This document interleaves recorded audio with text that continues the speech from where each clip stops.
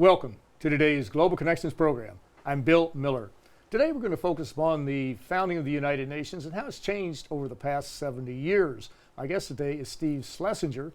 Mr. Schlesinger is a fellow, a member of the Century Foundation. He's also the author of an extremely interesting book, Act of Creation, the Founding of the United Nations.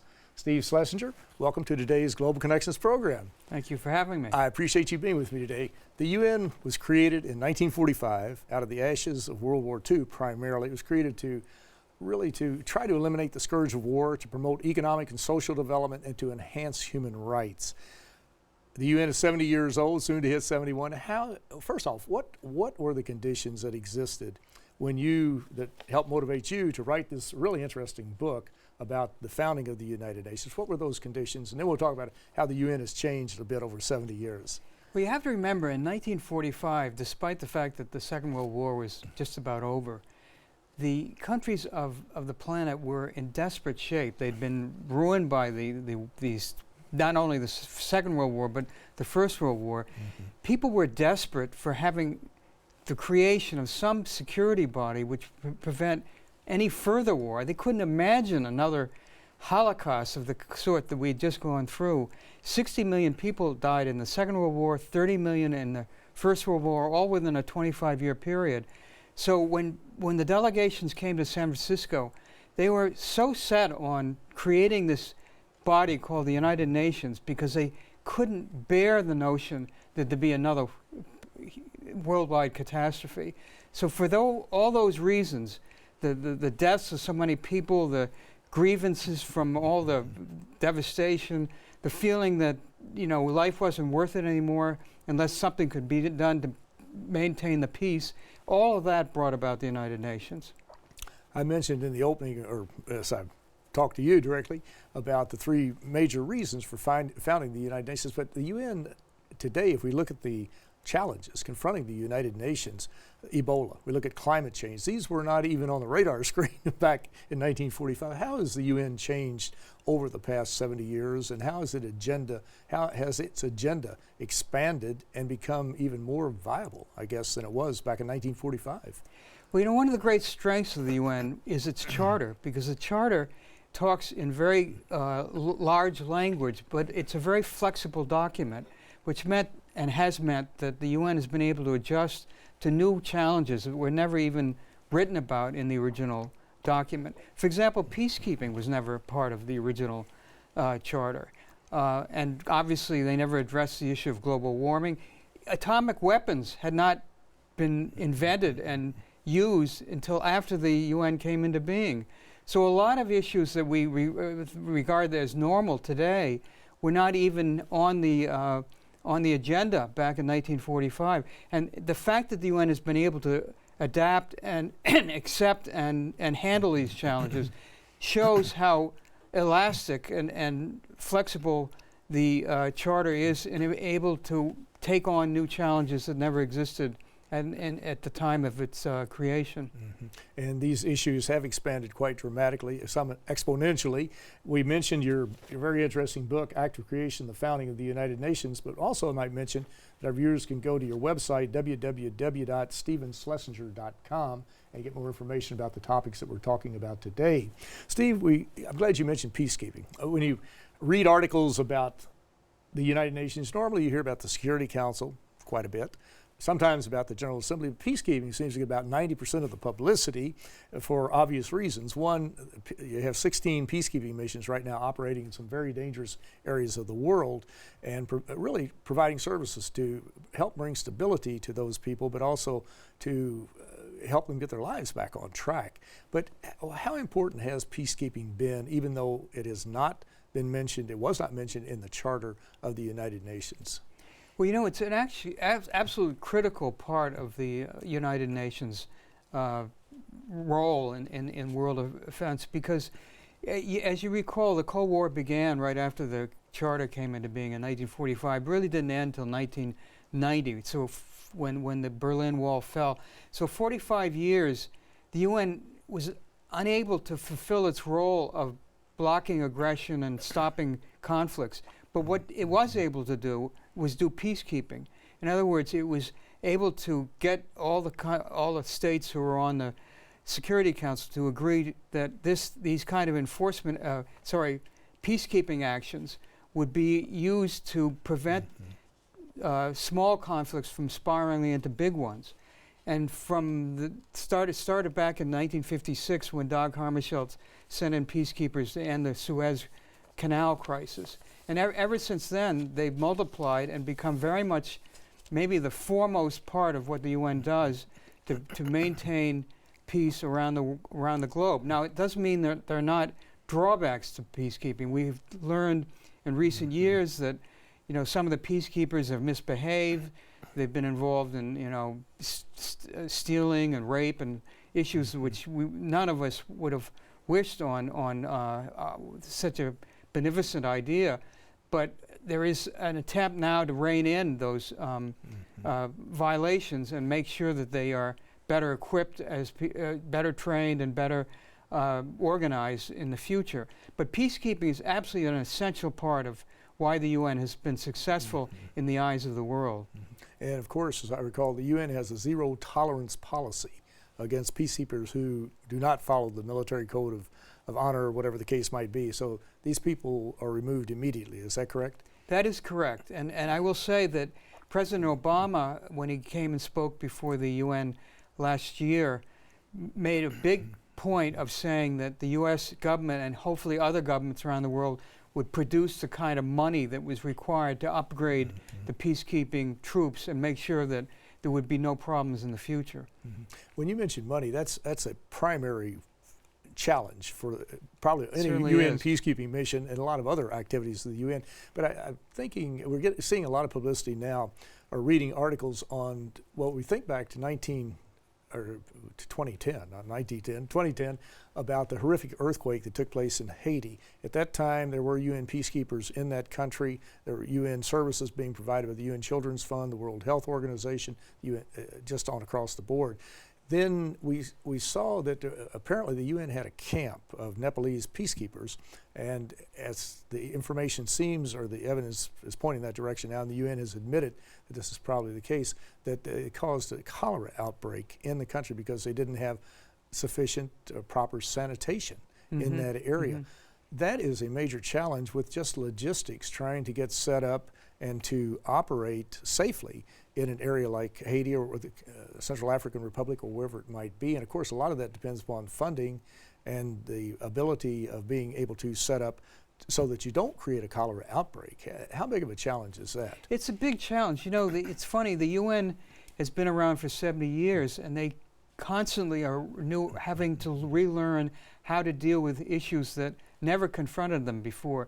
This cholera outbreak in Haiti is a one-off. It's just never presented that kind of crisis for the UN before.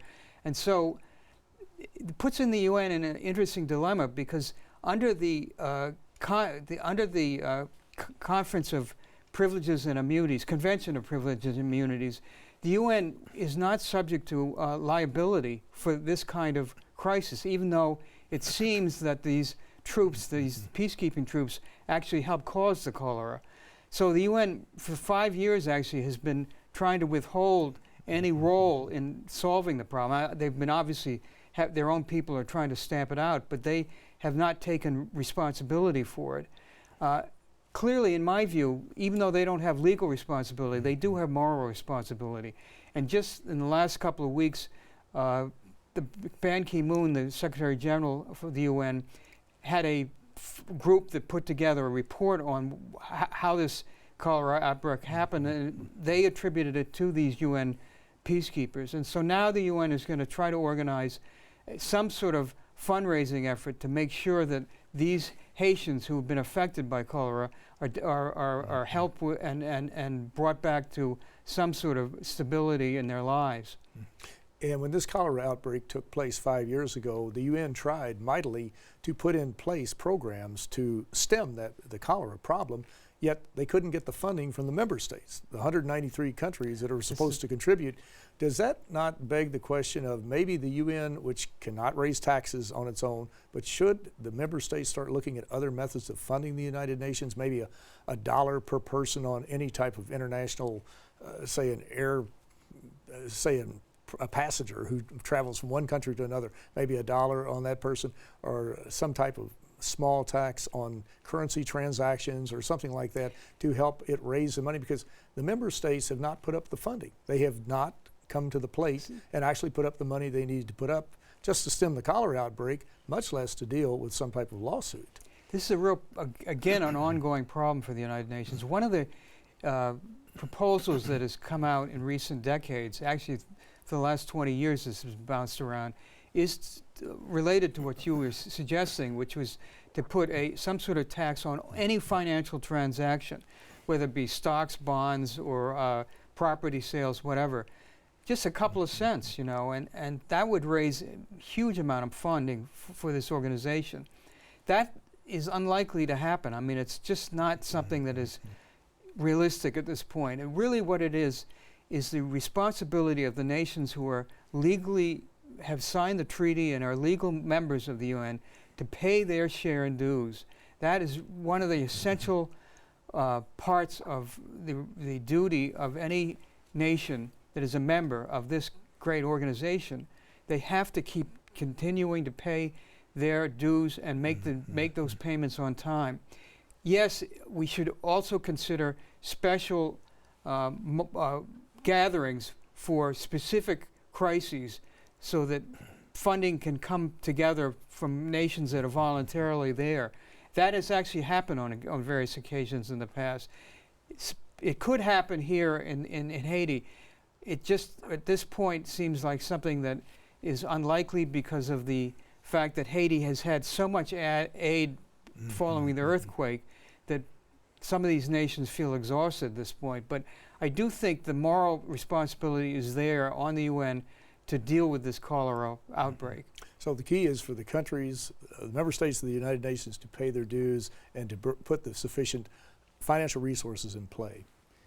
Well, you are watching Global Connections Television, which is a privately funded, independently produced program. The opinions expressed on Global Connections are solely those of the moderator and his guest.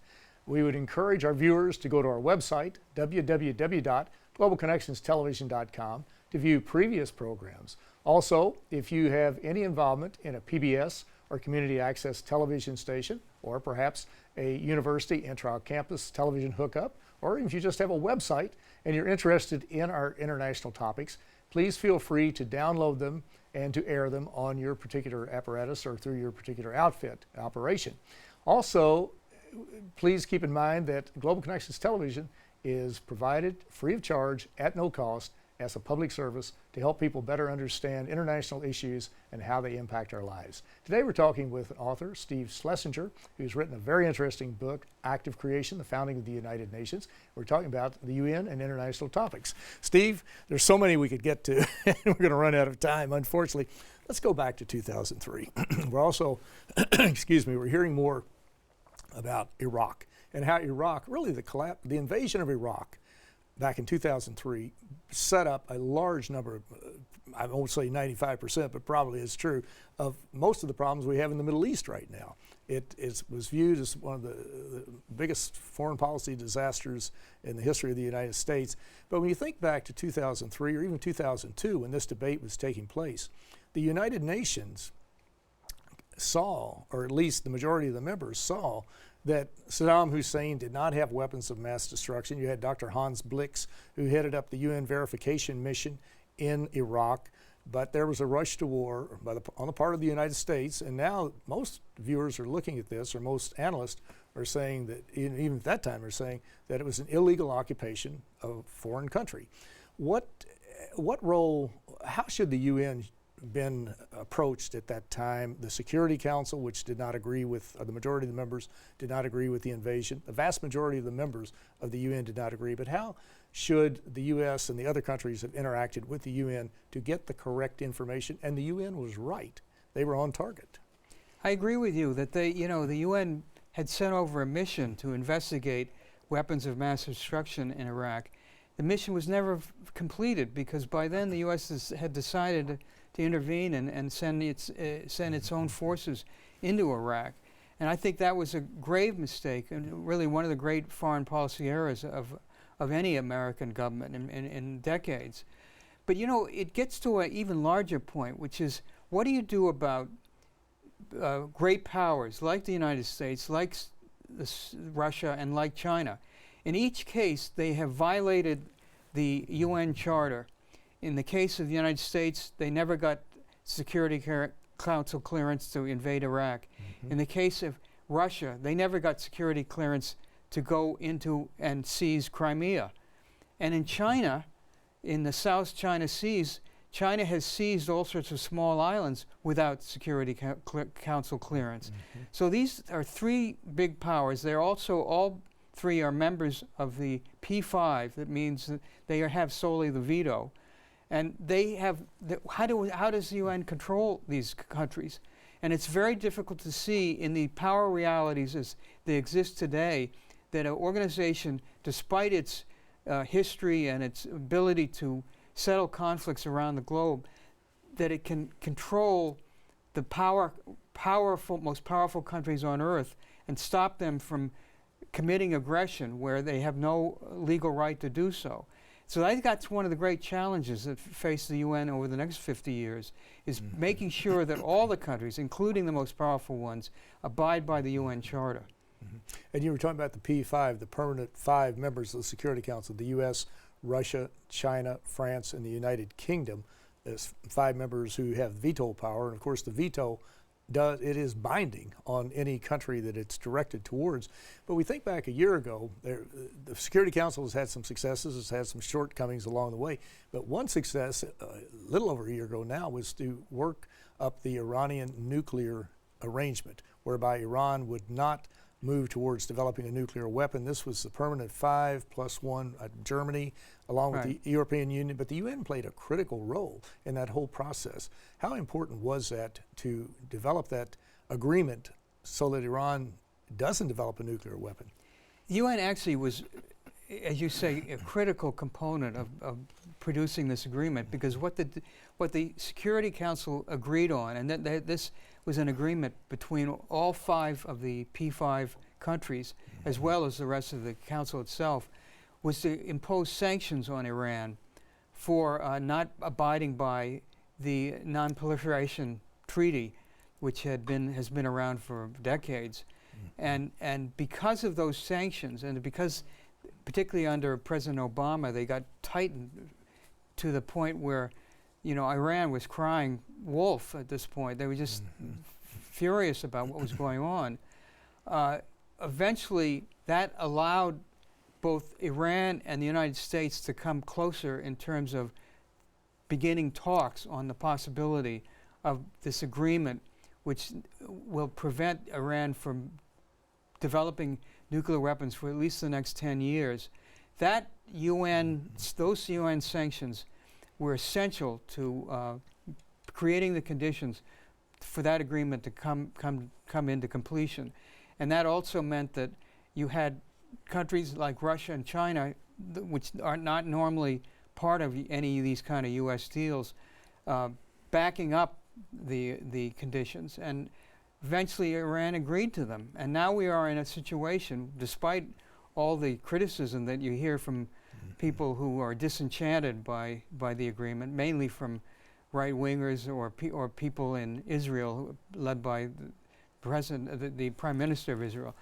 They now see that this agreement is an operation and has so far been successful. Is there not a good chance, of course, we could, in hindsight, looking through the rearview mirror, we can never say for sure what was going to happen, but Iran was only 6 to 12 months away from developing a nuclear weapon. Had they not entered into this agreement to limit Iran, to make sure it didn't develop it, that we could actually be having another war in the Middle East right now? This is my great fear, that might have happened. Imagine having an additional war in the Middle East when you already have the Syrian crisis, the Lebanese crisis, the Egyptian crisis, all the different crises that are going on in the Middle East. No, I think there's no question that had this agreement not come into being, there would have been another war, because it was clear to me that Iran was on the point of developing nuclear weapons, and if the U.S. had not gone in, clearly Israel would have. And what is really challenging and frustrating at the same time is to listen, especially in the United States, probably more so in other countries, the media, some of the media outlets and some of the talking heads that you see out there. We were talking about the Iranian nuclear deal. They're saying, well, why didn't they release all the prisoners? Why didn't they do X, Y, and Z? We talked about the Iraq situation. You have news outlets today trying to rewrite what happened with the lead up to the invasion of Iraq, saying that everybody believed, all the people at the United Nations, everybody believed that Saddam had weapons. No, they didn't. They did not. Judith Miller from the New York Times, who was very instrumental in helping to launch this march to war.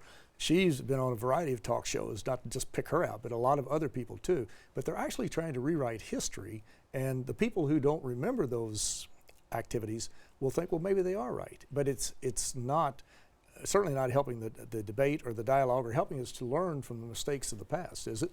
No, it isn't. And getting back to the Iran deal, there are those critics now saying, well, why did they release human rights victims, and why didn't they stop the missile developments, and why didn't they, stop Iran from aiding terrorist groups? But the point was, the agreement was only single-mindedly targeted to stopping the development of nuclear weapons by Iran. It didn't get into the human rights issue. It didn't get into the issue of missiles or terrorism. The hope is that the agreement might lead to these other changes, further agreements down the line, which would prevent Iran involvement in missiles, human rights violations, and terrorism. But that was not the agreement that was signed and delivered last year. And that's what we have to keep our eyes on. Iran will not have a nuclear weapon for 10 more years.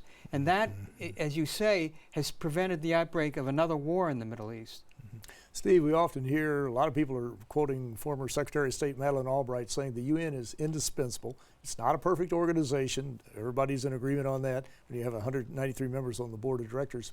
But what are one or two things the UN can do to become more efficient and to be more effective in the future? Well, I'll tell you one thing that the UN could do, which is, I think has been one of the problems with the organization, is that they tend to dilly-dally before they come to making decisions. And a lot of things can happen while they're trying to figure out what to do. So if they could be more efficient coming up with decisions in the Security Council, I think that would be a great help. But a secondary thing, I think, is they don't always have the troops in readiness for stamping out crises, preventing conflicts from breaking out. Maybe if they had a special military operational setup so that they could call on troops in a kind of immediate basis, they would be able to be more agile in reacting to conflicts as they occur. I think that certainly could help.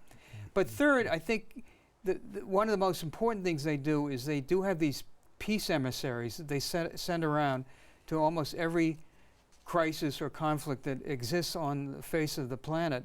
I think that has been very important. I think that could be upgraded and made into a more forceful unitary part of the way the Security Council works and the Secretary General operates.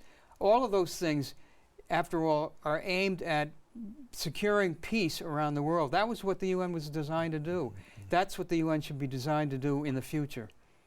And of course, you and I think are in agreement that we should encourage the media to cover the United Nations, cover peacekeeping, cover the Security Council. If there are violations by peacekeepers, those should be reported.